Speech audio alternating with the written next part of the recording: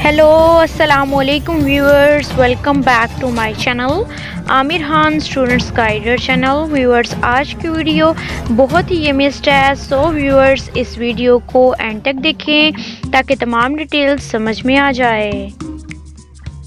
Subscribe कीजिए मेरे channel को, साथ में बेल आइकन को प्रेस कीजिए, ऑप्शन में जाकर ऑल को क्लिक करके सेटिंग सेव कर लें, ओके कर लें ताकि नई नई वीडियो की अपडेट आपको मिलती। सो व्यूअर्स, आज की वीडियो को हम बिना किसी देर के करते हैं स्टार्ट। व्यूअर्स, मैंने पिछली वीडियो में आपको मसाले वाले अंडे बनाना बताए थे किस तरीके से बनाने। आज मैं उसके सैंडविचेस बनाने लगी हूँ।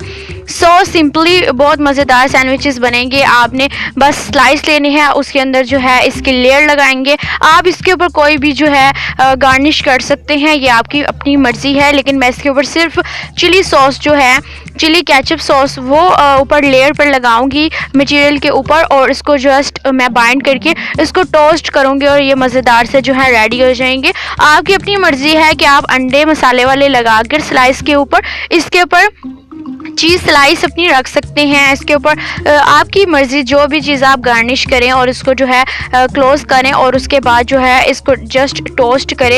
ये बहुत मज़ेदार बनते हैं और अपनी मज़ेदार सी मायोनीज़ या फिर कोई भी मज़ेदार से सॉस के साथ जो है आप खाइए, ये बहुत मज़ेदार बनते हैं। उम्मीद है कि मैंने आपके साथ रेसिपी शेयर की और आपको पसंद आई होगी। अगर पसंद आई हो तो मेरे चैनल को ज़रूर विज़िट कीजिए, आपको तमाम कुकिंग के रिलेटेड जो है वो वीडियोज़ मिल जाएंगी।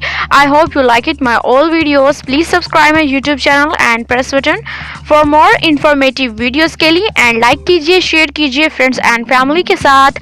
कमेंट करके अपना फीडबैक दीजिए और बताइए आपको कौन कौन सी नई रेसिपीज़ चाहिए। और उम्मीद है कि मैं तमाम वीडियोज़ की तरह इस वीडियो में भी डिटेल के साथ आपको तमाम चीज़ें बता चुकी हूँ। सो व्यूअर्स, मिलेंगे नेक्स्ट वीडियो में आपकी गाइड के साथ। तो मुझे और मेरी फैमिली को दुआ में ज़रूर याद रखिएगा। व्यूअर्स, अगर सांसों की वफा, तो मिलेंगे नेक्स्ट वीडियो में आपकी गाइड के साथ। तो उतनी देर के लिए व्यूअर्स, अल्लाह हाफिज़, फी अमानिल्लाह। Visit my channel and thanks for watching.